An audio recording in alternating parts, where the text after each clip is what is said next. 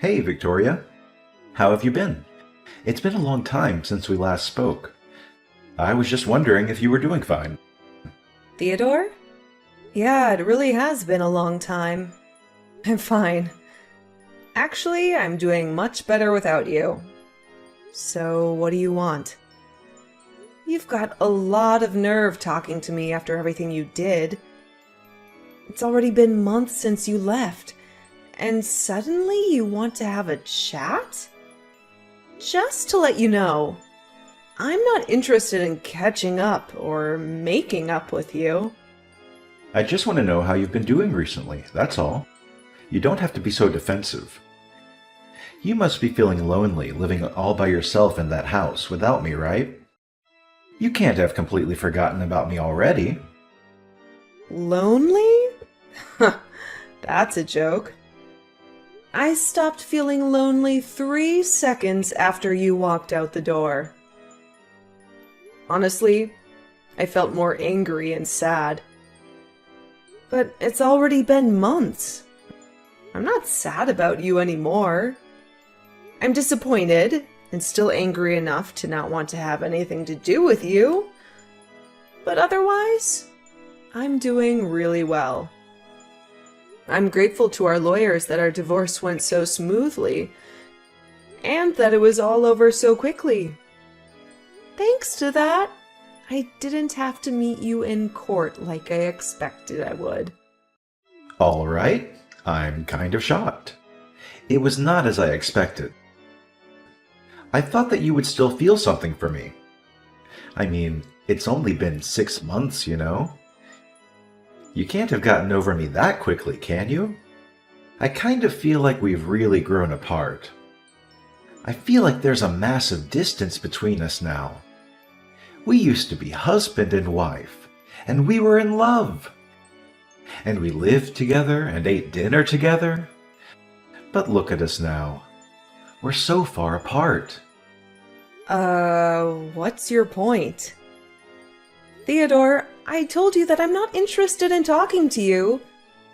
That includes getting nostalgic about how things used to be. What do you expect? I don't know where you're living right now, but of course, we're very far apart, physically and emotionally. We are divorced, and we're never going to see each other ever again. We are complete strangers now. You're no different to any stranger I pass on the street. The difference between you and a stranger is that I would rather have a conversation with any random person rather than speak with you. Victoria, don't be so cold. You don't have to be so harsh towards me. I used to be your husband. The keywords are used to be. Get it? That was until you won the lottery and suddenly started acting like you were better than me. Yeah, it was a lot of money. But I don't understand how you could have changed so much in just a matter of hours. You threw me away on the day you won the lottery, and you're telling me that I'm being cold? I don't have anything to say, and I have no intention of being kind to an idiot like you. Trust me, I feel really bad for what I did. I know I've been an idiot. That's why I messaged you today. I did something terrible, but I wish you could just talk to me. I'm really sorry I hurt your feelings. I thought about what I did since then, and I've reflected on my actions. I regret ever doing something so stupid and impulsive. I should have been more rational when we were talking about the winnings, and shouldn't have reacted like that. No, I should have listened to what you said more carefully. You were being so reasonable about what to do with the money. And I wrecked our marriage because I was so selfish. I regret all of that and more. The fact that you're saying that now means that you're in the situation I predicted you'd end up in all those months ago, right? I hate to rub it in, but I told you so. I can't believe it took you so long to realize how wrong you were. I could see it coming from a mile away. But I guess you just had to experience it firsthand. I know I was stupid, and I'm sorry. I finally realized that you warned me that this would happen for my sake. I was too blinded by the money to understand that you were only thinking of me. I wish I could go back in time and change everything, but I can't. I was so stupid, and I regret it all. Yeah, you were so stupid and horrible, too. I get that winning $3 million is a big deal. It's a lot of money. And it's not every day that such a large amount of money comes into your hand. I think anyone would panic and get big ideas about how they want to spend their newfound fortune. I was pretty shocked too, and I won't lie.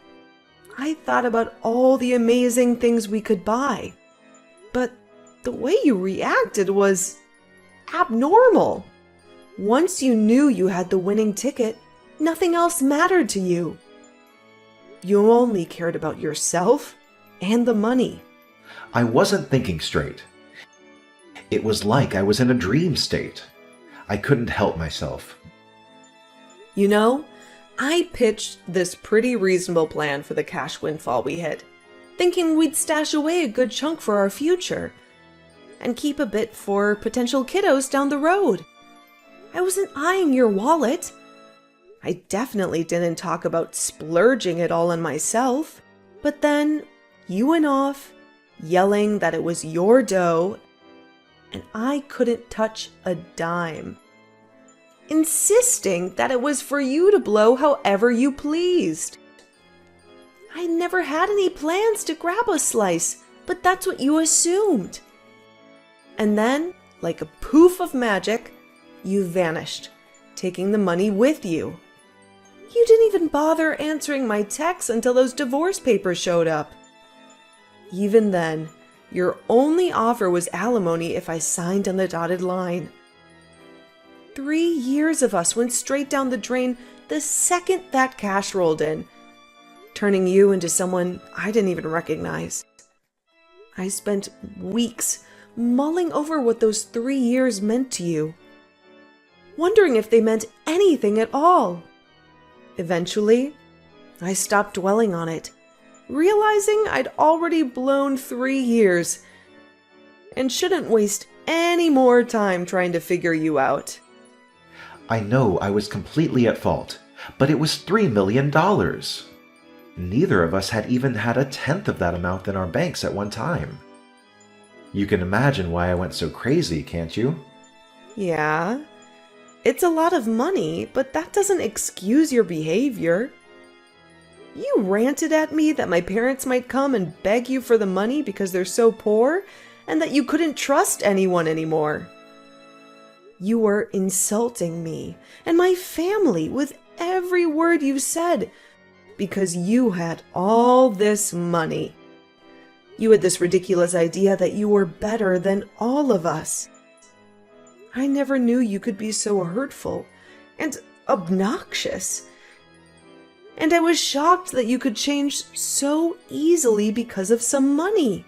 I don't know what got into me. I don't really know why I said any of that. I didn't mean it. You know that, don't you? I regret everything I did and said after that. I wish I could take it all back.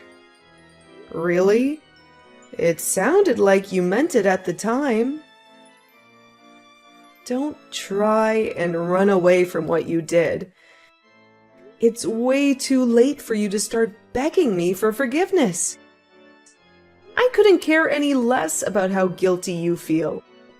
Your feeling bad isn't going to change anything. Anyway, what do you want? Let's get this over with. What are you talking about?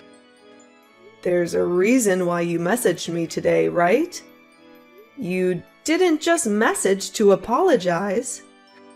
No, really, I was genuinely concerned about you. I wanted to prove that I'd changed and felt remorse for my past actions.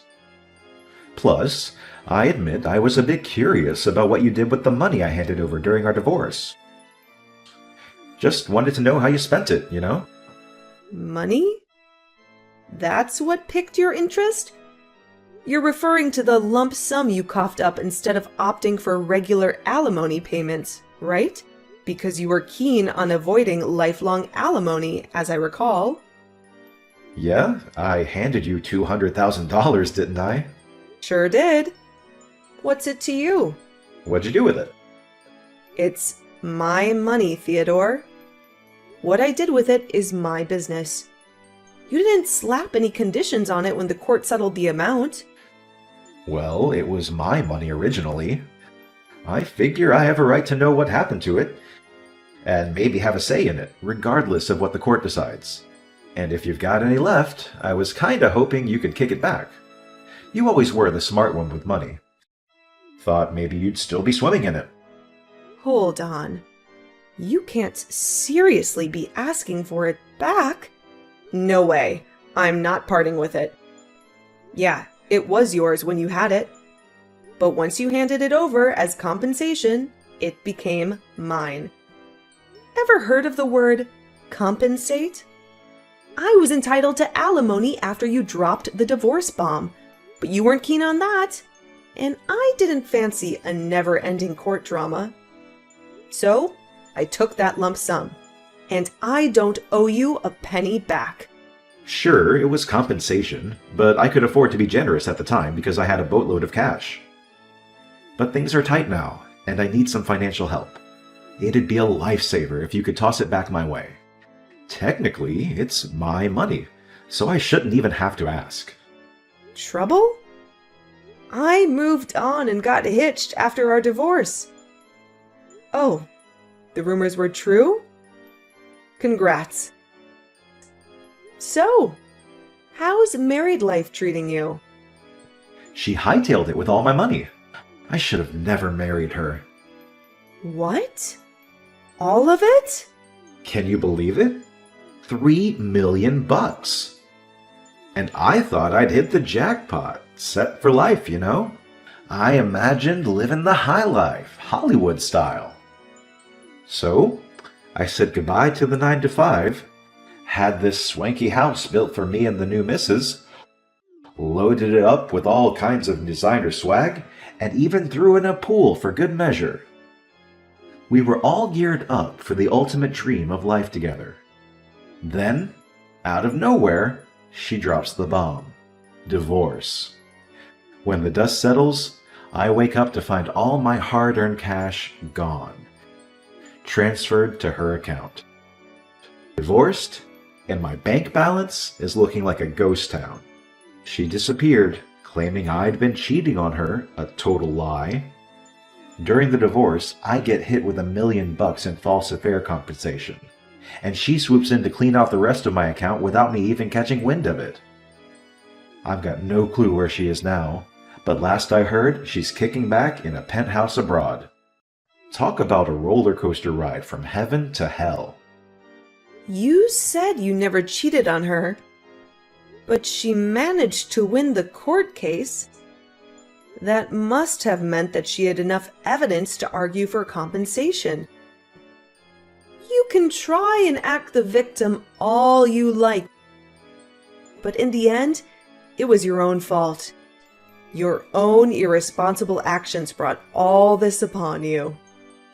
Yeah, fine. She got pictures of me with another woman.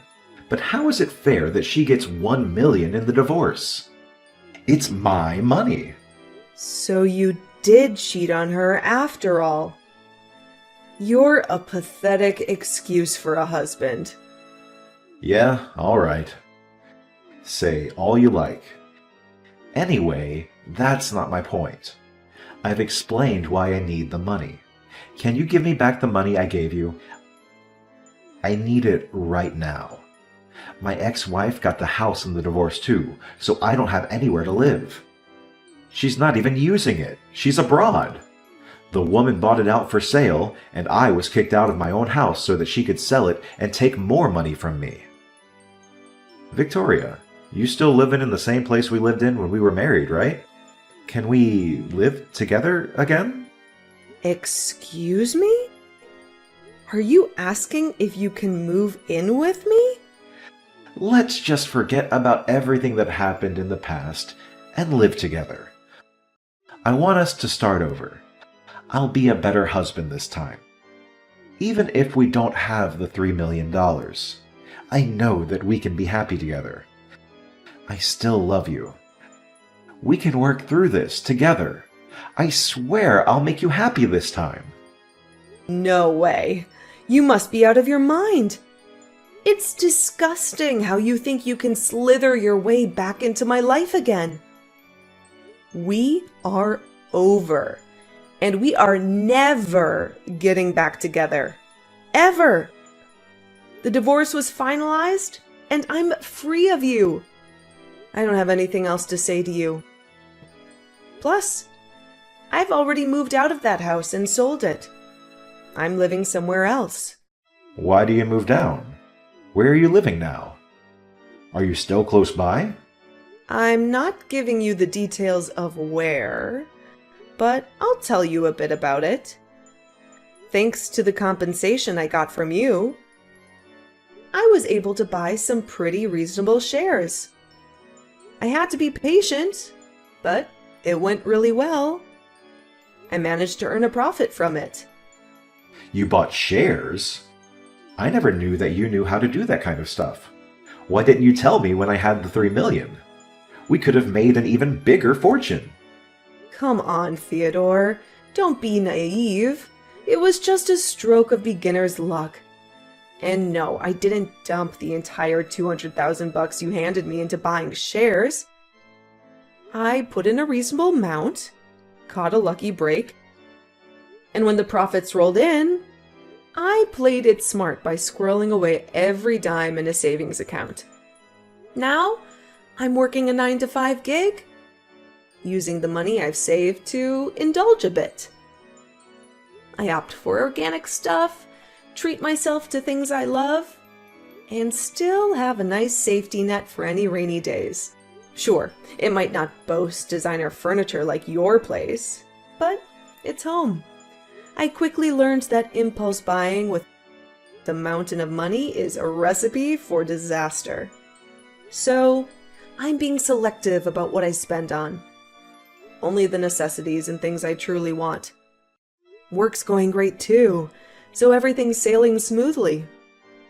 I wasn't kidding when I said I'm better off without you. Truth be told, I'm thankful you hit the lottery jackpot and had the decency to drop the divorce bomb when you did. If not, I'd still be stuck with you. Wait, you're rocking a penthouse too? No way! I never thought you'd hit the success jackpot so quickly. It's only been 6 months since we split. But damn, that's the cash you're standing on. And my other exes, they're probably living large, all thanks to me. It's money we were rightfully owed. I can't say much about the cash she swiped from your account, except maybe it's just karma doing its thing. So, how much do you have saved up now? About $200. Seriously? You're turning 36 this year, right? No place to crash, no job, and just $200 saved? I feel sorry for you, but I know it's all your own doing. What's your game plan from here? Got kicked out of my own place last week. Job hunting's been a bust so far. I figured I could sell the house. But my other ex snagged it in the divorce. So I'm left with zilch to sell. Failed the job interview already, and I'm at a loss. So I decided to hit you up, hoping you could lend a hand. Are you insane? What about your parents? Why don't you ask them to let you stay with them while you find a place of your own and a job? Some idiots in my parents' neighborhood found out that I won $3 million and started harassing them. Most of it was really childish, throwing toilet paper around. But they were getting death threats in the mail and stuff too. Some magazines are asking for interviews nonstop. My parents ended up moving away, and they cut ties with me. I need your help, Victoria. I don't have anyone else. You're the idiot, Theodore. That's the reason why I warned you about bragging about your win to everyone. Just because you won 3 million doesn't make you better than everyone else. I told you that you shouldn't get carried away, didn't I? But you didn't listen. And you lost a lot of friends. And made a lot of enemies in the process. I know, I regret a lot of what I did. I regret not listening to you the most. Because none of this would have happened if I just did as you said. That's why I want to get back together again. I need you to keep me in check. Sorry, Theodore, but I'm not interested in being your babysitter. We're never getting back together. There's not even a 1% chance of it happening. Why not? I'm not asking you to be my babysitter. I want us to be husband and wife again. We didn't get divorced because we stopped loving each other. You still love me, don't you? We can get back together again. You must be joking. You're the only one that thinks that we still have a chance. I don't know whether you actually still have any feelings for me, or if you're just saying all this because you want money. But either way, it doesn't change how I feel about you. The second you said you wanted a divorce, I hated you from the bottom of my heart. You chose your money over me. You made that really clear during the divorce. Now, I'm indifferent. I couldn't care less about what happens to you. Don't say that. That hurts more than being told you hate me. Please, I'm begging you for help. Could you at least have some pity for me? I need your help. We used to be married, remember? We spent 3 years living in the same house. We can forget about everything and start a new life together. No thanks. You're the one who asked for a divorce, despite the 3 years we spent together. So don't bring it up as a reason to get back together.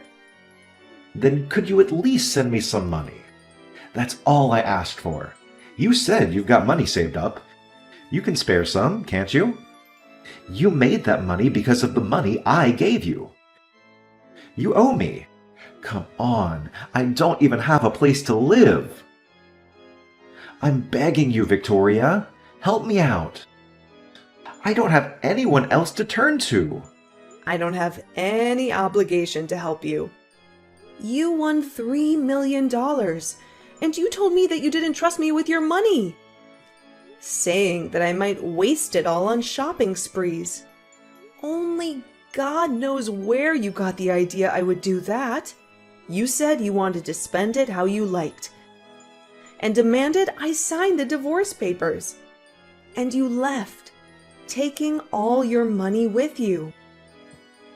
Well, I'm telling you now that I'm free to spend the money I have however I like, including the money I got as compensation. I don't have a single cent to give you. Then what am I supposed to do? The reason why you have so much money right now is because of the money I gave you.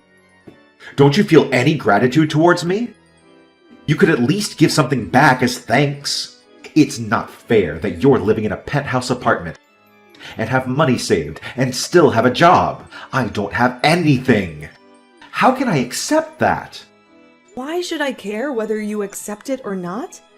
You were living in a house filled with designer items and lived the celebrity life for a few months, didn't you?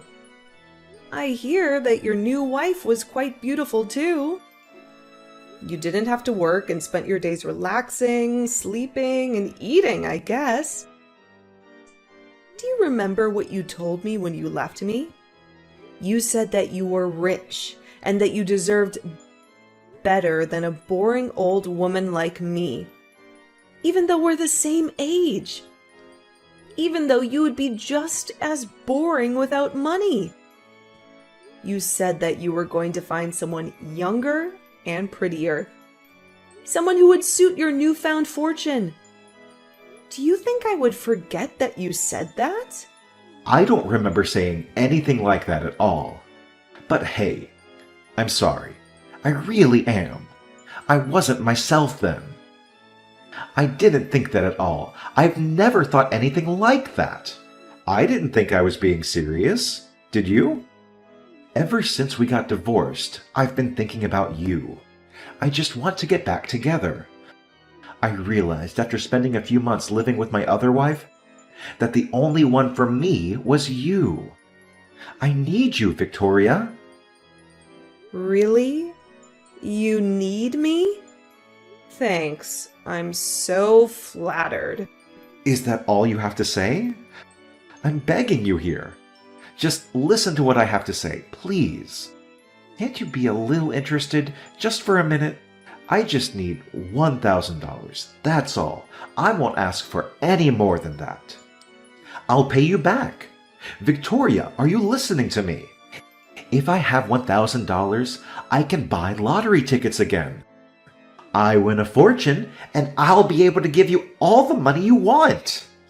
You've got to be kidding. I guess it's true that money drives people crazy. You hear a lot in the news about how people spent their winnings on something ridiculous. But I think you've outdone all of them. I've never heard of anyone who had to beg their ex for money to bet their chances on a second win.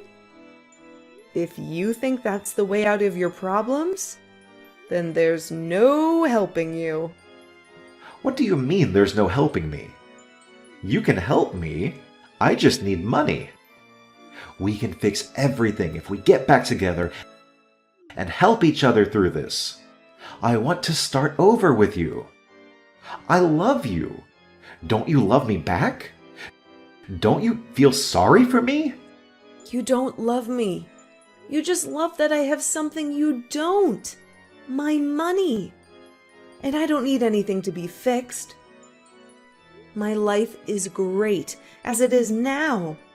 It's not perfect yet, but you're not the one that will make it perfect. You need to learn how to fix your behavior and fix your problems yourself. Don't bother me anymore. I do love you. I only have you.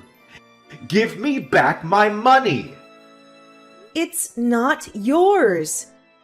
I made this money because of the decisions I made. You lost yours because of the decisions you didn't think through. Don't ever message or call me ever again, you asshole. Let me give you the same parting gift you gave me.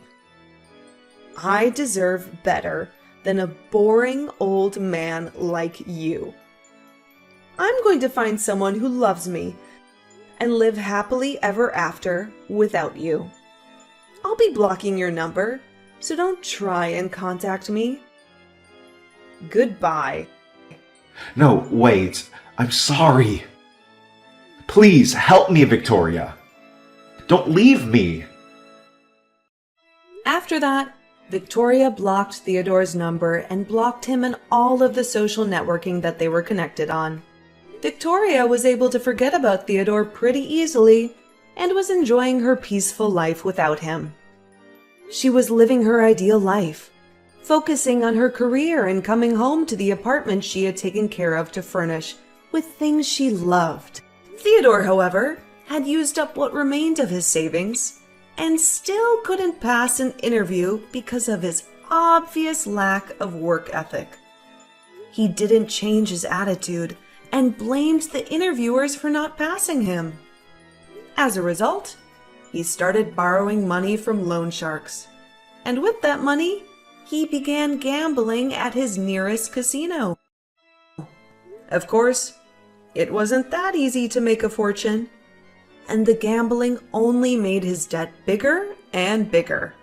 He was digging his own grave, but he still didn't change his attitude. After realizing how big his debt had gotten, he became desperate. But instead of trying for another job interview, he tried to steal money from a convenience store and was caught by the police. Victoria found out about Theodore's arrest on the morning news, but was too indifferent to care. She only remarked that money really does drive people crazy, and went on about her day, as she usually would. Theodore was just another stranger to her now.